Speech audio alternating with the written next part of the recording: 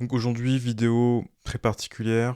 Il y a quelques jours de ça, on a appris le départ de Sylvain Luc à l'âge de 58 ans. Et dans cette vidéo, je voulais lui rendre hommage, parce que c'est pas forcément quelque chose que j'ai beaucoup évoqué, mais Sylvain Luc, c'est probablement le guitariste qui m'a le plus influencé et qui m'a le plus donné envie de m'intéresser à l'improvisation. Et je voulais lui rendre hommage, lui dire merci.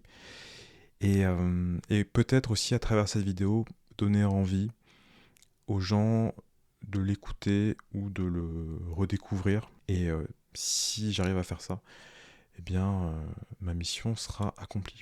Sylvain Luc, je l'ai découvert en lisant un article dans un magazine de guitare. Et quelques temps après, je vais chez mon disquaire, à l'époque où ça existait, et j'achète cet album, Le Trio Sud, et je rentre chez moi, j'écoute, et je me prends une claque phénoménale. Il y a un morceau d'ailleurs sur cet album qui s'appelle Héraldique, qui est une composition à lui.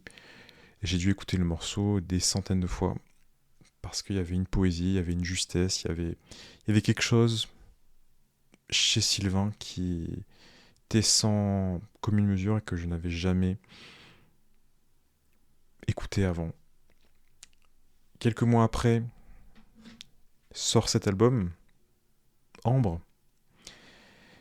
Et là, un nouveau monde, un nouvel univers s'ouvre à moi, celui de la guitare solo, du fait de pouvoir jouer à un morceau comme un orchestre finalement, comme un pianiste, c'est-à-dire comme si la guitare était un instrument qui se suffisait à, à lui seul.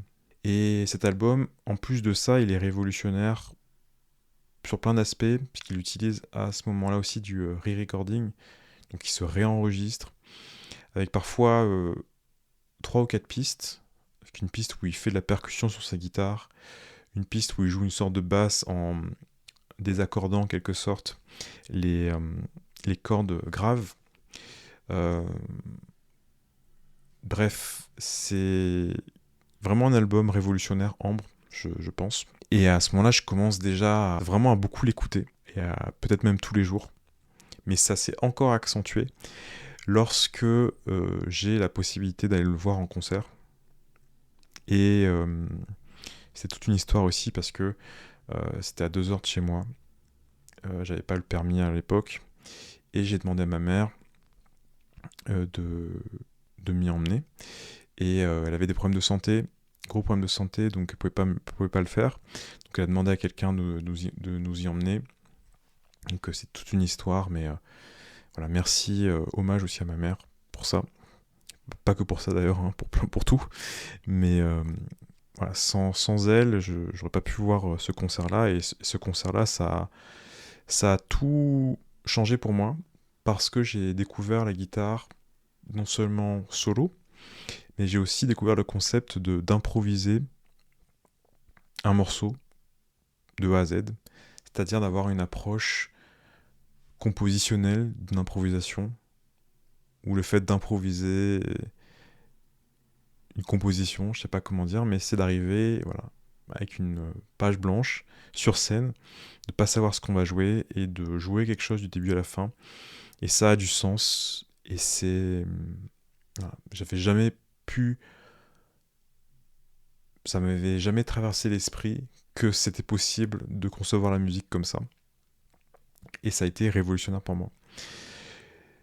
L'année suivante, ou 1 ou 2 ans après, je vais à nouveau voir Sylvain Luc, cette fois-ci en quartet avec Olivier Carorio à l'harmonica.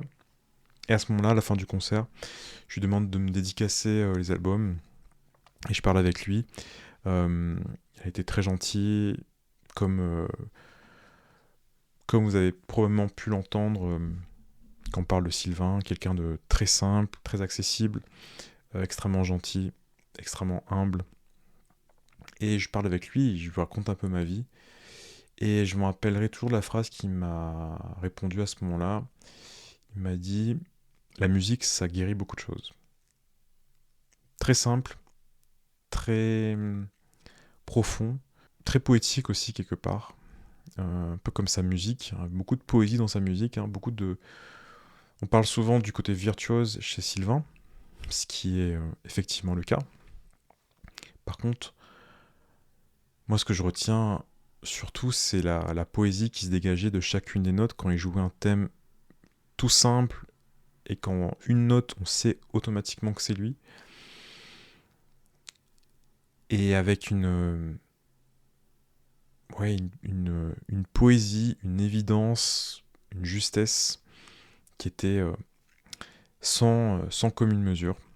Et donc, les années qui ont suivi, j'ai beaucoup écouté Sylvain Luc, en particulier ces 2 albums. J'en ai d'autres aussi, mais ces 2 albums-là, ce sont vraiment mes préférés, puis ceux que j'ai le plus écoutés.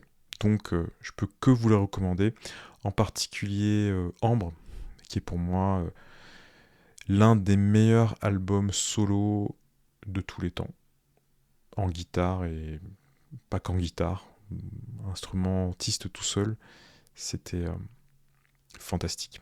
Si j'avais une autre recommandation aussi, ce serait d'écouter la version de Night and Day sur un DVD de Biréli Lagrène, où il joue avec le violoniste Florin Niculescu, je crois que c'est comme ça, je suis pas sûr de la prononciation, donc violoniste qui fait du jazz manouche entre autres, et il y a une version de Night and Day qui est